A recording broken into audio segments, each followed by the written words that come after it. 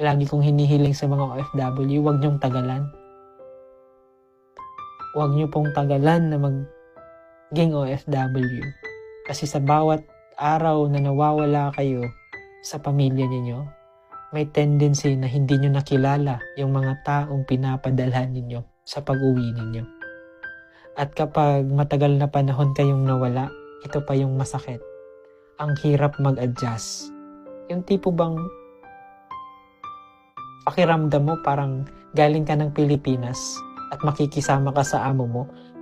Yan yung pakiramdam na sobrang pangit paminsan eh. Hindi mo alam kung ano yung gagawin mo, saan ka lulugar. Ganyan din yung mangyayari sa anak mo, sa pamilya mo.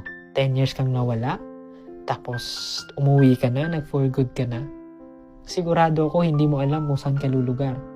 Paano mo sila asikasuhin, kasi kahit ikaw hindi mo sila kilala. Yes, nakikita mo lang sila sa screen, pero hindi mo talaga sila 100% nakilala kung ano yung gusto nila. Kasi hindi mo sila nakasama ng matagal. So sana, kahit papano, sa lahat ng OFW, be mindful sa lahat ng sahod ninyo. Please, sana, be mindful sa sahod ninyo. Because yung sahod na yan, pag nagamit ng mabuti, nalagay sa mabuti, na-manage ng mabuti, madali kayong makakauwi. Sa totoo lang, madali kayong makakauwi. Kaso the more na hindi yan ma-manage, the more yan na pinapagustuhan ninyo lahat ng gusto ng pamilya ninyo, to the point na walang natitira sa inyo, wala kayong nai-invest, wala kayong naitatayo, wala kayong napaglalagyan ng tama, tatagal at tatagal kayo bilang OFW. Siguro wala namang magulang na gustong mahiwalay sa anak niya, kung kaya niya naman talagang makaprovide kahit papano. Pero kaya nga kayo naging OFW para makaprovide kayo. Pero wag nyo lang laging isipin na maging OFW kayo.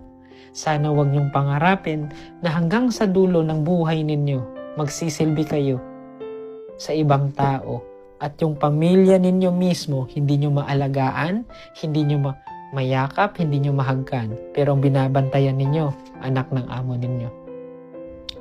Masakit man kasi minsan nasasabi ng mga estudyante ko, "Sir, bakit? Ano ba talagang mahalaga? Kaming mga anak nila o ang pera?" Minsan, speechless ako, hindi dahil hindi ko alam yung isasagot ko. It's just that, mas speechless ako kasi sobrang sakit yung tanong ng bata o ng estudyante na kausap ko.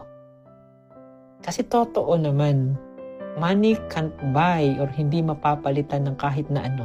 Kahit anong iPhone pa yung ipadala ninyo.